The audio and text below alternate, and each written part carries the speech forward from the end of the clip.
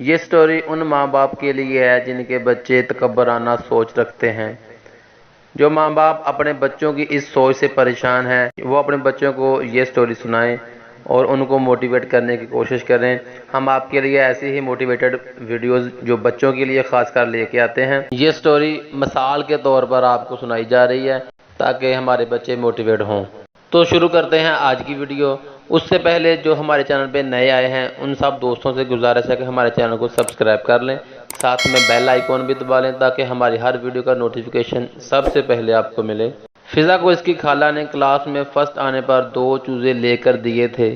دونوں چوزے بہت پیارے تھے، ایک سرخ و سفید تھا اور دوسرے کا رنگ بھورا تھا۔ سرخ و سفید چوزے کی جسامت کچھ خاص نہ تھی جبکہ بھورا چوزا گول مٹول سا تھا۔ فضا نے سرخ و سفید چوزے کا نام سونو رکھا اور بھورے والے کا پونو۔ دونوں چوزوں سے وہ یکساں محبت کرتی تھی۔ ان دونوں کے لیے فضا کے ابو نے بہت بڑا ایک پیارا سا ڈربہ بنایا تھا۔ دونوں چوزے فضا کے سامنے تو بڑی محبت سے رہتے لیکن جیسے ہی فضا انہیں ڈربے میں ڈال دیتی ان دونوں کی نوک جھوک شروع ہو جاتی۔ لڑائی کی شروعات ہمیشہ سرخ و سفید چوزا کرتا۔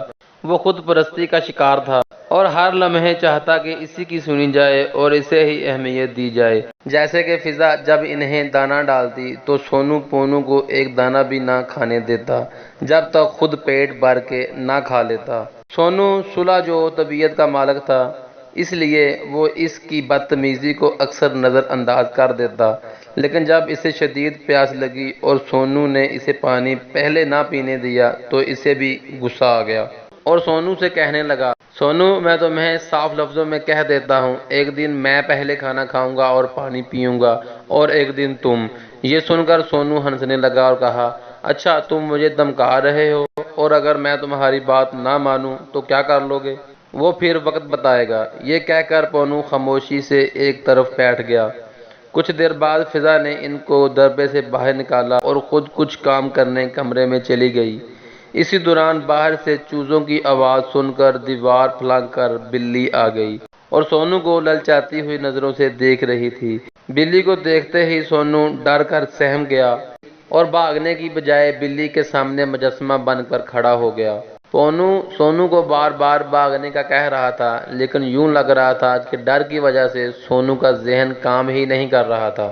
آخرکار پونو سونو کو بچانے کے لیے میدان میں کود پڑا اور اس سے کہا، دیکھو بے بلی، یہ دبلا پتلا سا چوزا ہے، اس کو کھا کر کیا تمہارا پیٹ بھر جائے گا؟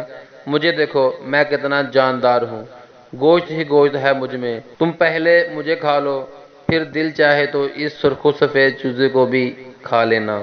بلی کو پونو کی بات درست لگی لیکن جیسے ہی بلی پونو کو کھانے کے لیے بھاگی پونو بے حد تیز رفتاری سے گھر کے اندر بھاگا۔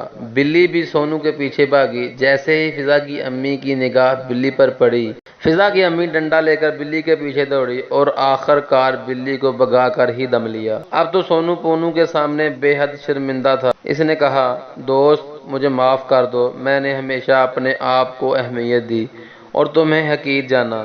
یہ کہتے ہوئے سونو کی آواز بھیگ گئی۔ کوئی بات نہیں دوست، یہ سب جھگڑے اور لڑائیاں اس وجہ سے ہوتے ہیں کہ ہم سب سے برے لفظ میں کو ہم پر فوقیت دیتے ہیں اور صرف اپنی ہی فکر کرتے ہیں۔